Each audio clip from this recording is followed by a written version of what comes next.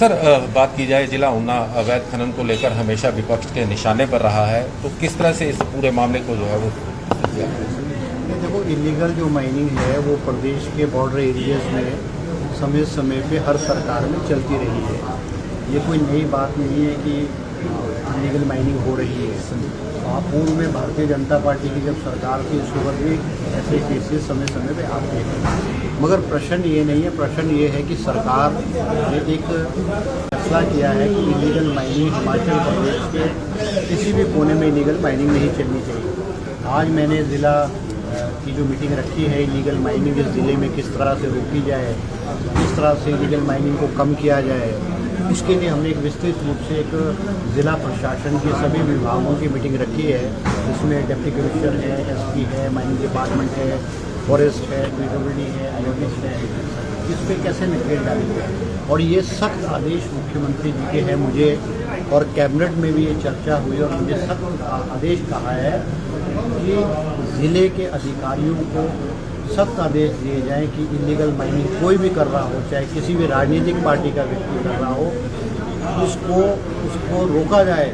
और illegal mining को रोकने के लिए चाहे वो ड्रग्स की तस्करी है, चाहे और इलीगल वर्क्स है, उसमें पॉलिटिकल इंटरफेरेंस नहीं चलेगी।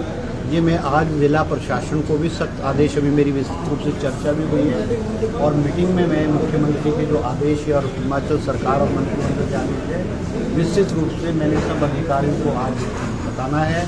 और ज़िला ऊना में किस तरह से इलीगल माइनिंग को रोका जाए उस पर हम विस्तृत चर्चा करेंगे।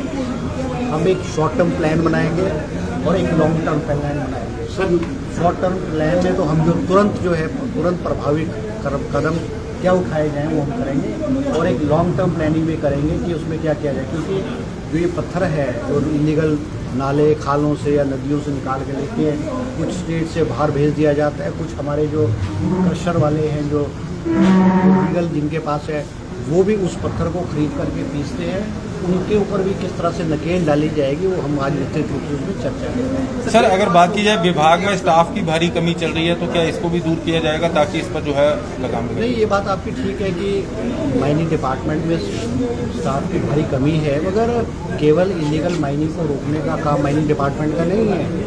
ये तो सबसे बड़ी बात है, पुलिस प्रशासन की जिम्मेवारी बनती है।